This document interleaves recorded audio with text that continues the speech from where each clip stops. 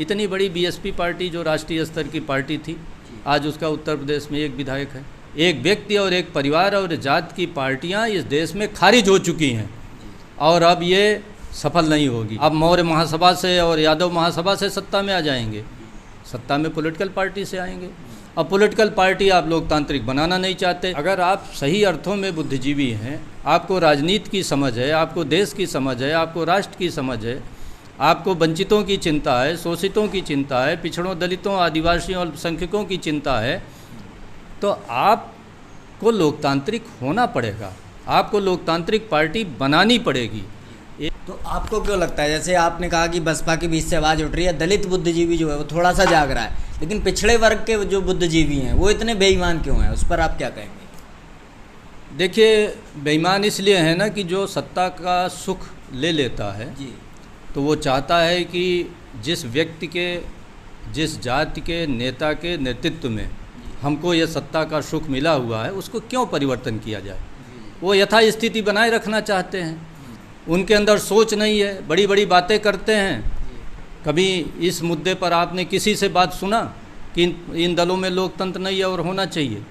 जब चुनाव के पहले इस मुद्दे पर बात हो रही थी तो आपने भी सोशल मीडिया और सब जगह पढ़ा होगा कि अरे भाई फिलहाल तो अभी इस मुद्दे को स्थगित रखिए, चुनाव बीत जाने दीजिए, तब इस मुद्दे पर हम बात करेंगे। भाई फिलहाल तो अभी लोकतंत्र के लिए संकट है, अभी पिछड़ों पर संकट है, वंचित समाज पर संकट है, उनकी राजनीति पर संकट है, हमारे अस्तित्व पर संकट है, हमारे सम्मान पर संकट है, हमारे नौकरियों पर संकट है, इसलिए फिलहाल इस मुद्दे को स्थगित रखिए। अभी जो इन सामंतों को टक्कर देने की स्थिति में आप उनके साथ हो जाइए। वो नहीं हो पाया। अब समय है, 24 में केंद्र का चुनाव होना है, उत्तर प्रदेश में 27 में चुनाव होना है, बाकी जगहों पर अभी साल डेढ़ साल बाद चुनाव होंगे। तो भाई आज से लोकतांत्रिक पार्टी बनाने में 1 महीना लगता है। अगर सारे लोग इकट्ठा हो जाएं और किसी पार्टी को चुन लें और उसके संविधान में ये 2-3 बातें डाल दें कि भाई कार्यकाल निर्धारित होगा, हाँ भाई आप परंपरागत नहीं रहेंगे, आजीवन नहीं रहेंगे, वंशगत नहीं रहेंगे, जातिगत नहीं रहेंगे, हाँ, और कार्यकाल निर्धारित कर दिया जाए और ये भी कर दिया जाए कि भाई जब कोई हटे तो 2-3 कार्यकाल तक उसके बाद उसके परिवार का कोई व्यक्ति उस पद पर न आए।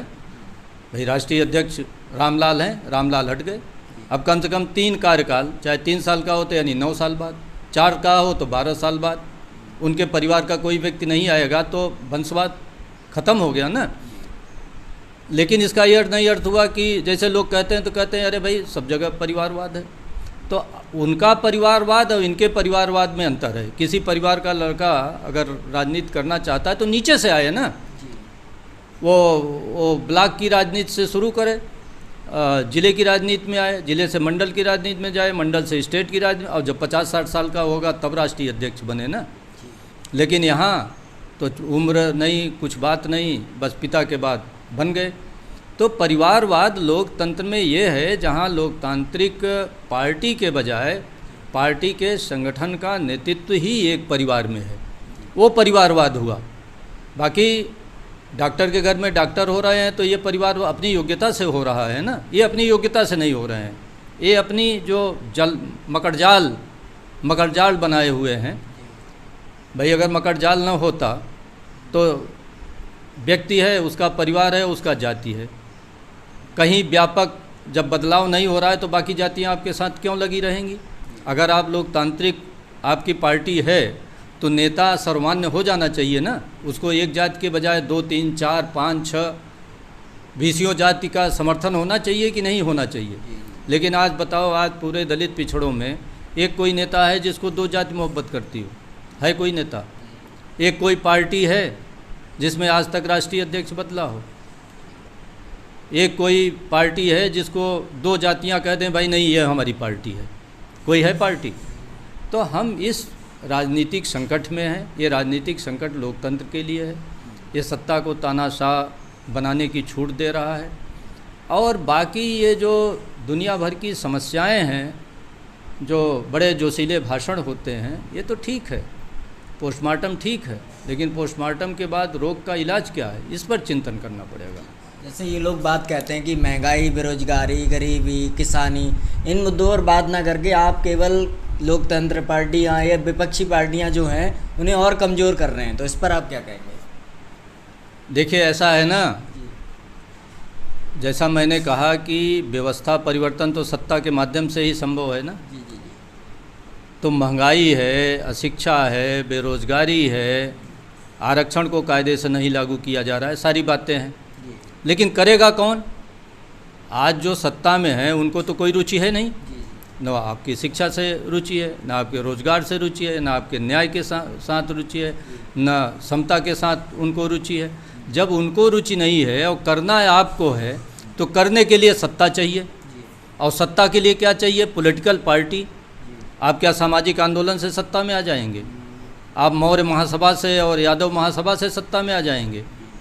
आप फूले जयंती या अशोक जयंती मनाने से सत्ता में आ जाएंगे? इससे तो नहीं आएंगे ना। सत्ता में तो आप सिर्फ और सिर्फ राजनीतिक दल के माध्यम से आएंगे।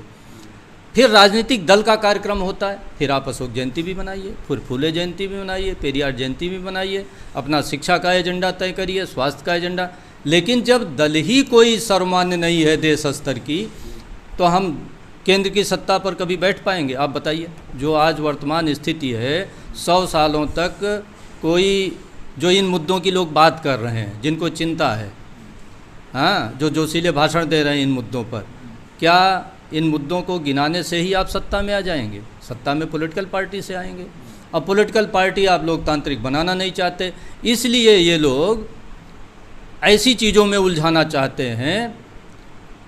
हाँ, बात वो भी सत्य है, लेकिन परम सत्य ये है कि इसका समाधान होना चाहिए ना। दर्द है, दर्द का कारण है, और कारण का समाधान है, निवारण है, निवारण का रास्ता है। तो कारण का निवारण और रास्ता, इस पर बात नहीं करना चाहते। सिर्फ ये दुख और दुख के पोस्टमार्टम में लगे हुए हैं। तो मेरा ये कहना है कि अगर आप सही अर्थों में बुद्धिजीवी हैं, आपको राजनीति की समझ है, आपको देश की समझ है, आपको राष्ट्र की समझ है, आपको वंचितों की चिंता है, शोषितों की चिंता है, पिछड़ों, दलितों, आदिवासियों, अल्पसंख्यकों की चिंता है, तो आपको लोकतांत्रिक होना पड़ेगा। आपको लोकतांत्रिक पार्टी बनानी पड़ेगी। एक व्यक्ति और एक परिवार और जात की पार्टियां इस देश में खारिज हो चुकी हैं और अब ये सफल नहीं होगी। इतनी बड़ी बीएसपी पार्टी जो राष्ट्रीय स्तर की पार्टी थी, आज उसका उत्तर प्रदेश में एक विधायक है। तो कहीं ना कहीं तो चिंतन समीक्षा करनी पड़ेगी ना, और समीक्षा लोग नहीं करना चाहते। उसमें समाज पर दोष देंगे, समाज जागरूक नहीं है, समाज अफीमची है, समाज चिलमची है, समाज धर्मांध हो गया। कुछ नहीं है समाज। समाज जागरूक है, और ज्योतिबा फुले से अब तक सामाजिक जागरूकता ही तो लोग चला रहे हैं।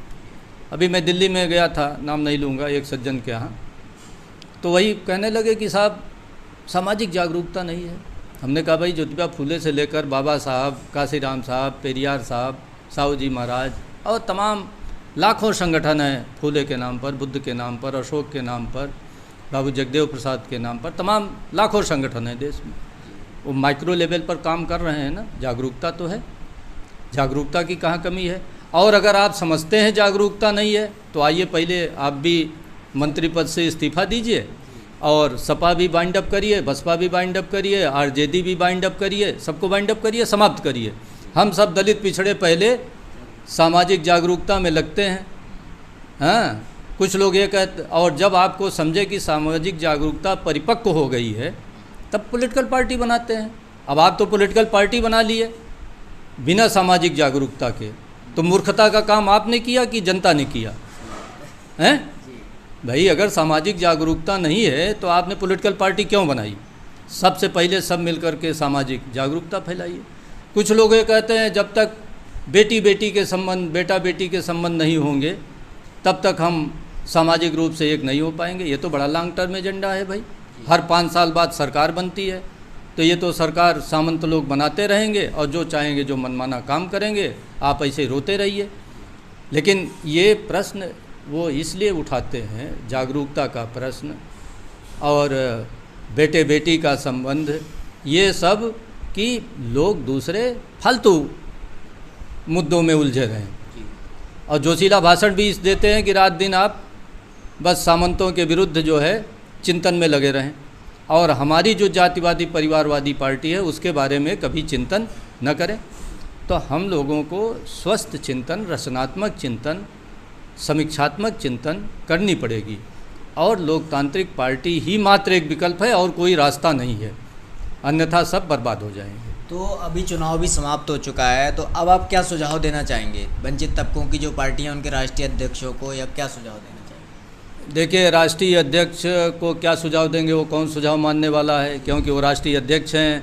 किसी के पास 700 करोड़ का एसेट है, किसी के पास 500 करोड़ का एसेट है, किसी के पास 200 करोड़ का एसेट है। तो ये जो हैं ये तो अंतिम दम तक उस एसेट का खुद उपयोग करेंगे, खुद उपभोग करेंगे। भाई उसके लिए ऑस्ट्रेलिया जाएंगे, हार्वर्ड जाएंगे, हाँ, उसके लिए अपना जाएंगे लोकतंत्र पर भाषण देने। जिनके पार्टियों में खुद लोकतंत्र नहीं है वो लोग हार्वर्ड में लोकतंत्र पर भाषण दे रहे हैं, हाँ। तो ये लोग तो नहीं छोड़ेंगे। ज़रूरी यह है कि ये जो नौजवान तबका है, जो पढ़ा लिखा तबका है वंचित समाज के बीच, ये चिंतन करें, ये सब बैठें, लखनऊ में बैठें, दिल्ली में बैठें, पटना में बैठें, देश के विभिन्न कोनों पर बैठें और एक समाधान निकालें। और समाधान सिर्फ यही है कि हम एक लोकतांत्रिक पार्टी बनाएं। इन लोगों में कोई सुधार की संभावना नहीं है, और सुधार का प्रयास जो कर रहे हैं वो भी एक समझ लीजिए कि वही जैसे कहते हैं ना कि वो भी एक धोखे का काम, धोखे का उनका यह है कि ये बने रहें, ये सुधर जाएं। क्या सुधर जाएंगे?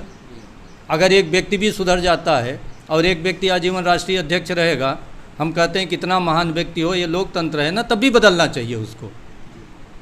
भैया आप ही क्यों नेतृत्व करना चाहते हैं? हमारे अंदर अगर क्षमता है, योग्यता है, तो हमें भी नेतृत्व का अवसर मिलना चाहिए ना। और ये लोकतंत्र है, इसमें तमाम प्रतिभाशाली लोग हैं, तमाम जातियों के, तमाम क्षेत्रों के, तमाम भाषाओं के, तमाम संस्कृतियों के लोग हैं। भाई विविधता का देश है, यहाँ जैन भी है, सिख भी है, बौद्ध भी, ईसाई है। लोकतांत्रिक पार्टी में तो कभी जैन राष्ट्रीय अध्यक्ष होना चाहिए, कभी बौद्ध होना चाहिए, कभी सिख भी होना चाहिए, कभी पारसी होना चाहिए, कभी क्रिश्चियन होना चाहिए, कभी मुस्लिम भी होना चाहिए। और हमारा देश तो नास्तिकों का भी है, कभी उनको भी। भाई जो भी प्रतिभाशाली हो, देश चलाने के लिए आपकी आस्था विश्वास महत्वपूर्ण नहीं है, महत्वपूर्ण है लोकतंत्र। और जो सबको लेकर चले, जो दल सबको लेकर चले, वही दल लोकतांत्रिक है। और जो दल सबको लेकर नहीं, और सबको लेकर चलने का अर्थ हुआ कि राष्ट्रीय अध्यक्ष बदले। इसके अतिरिक्त और कोई परिभाषा एकदम पूर्ण रूप से बेईमानी है।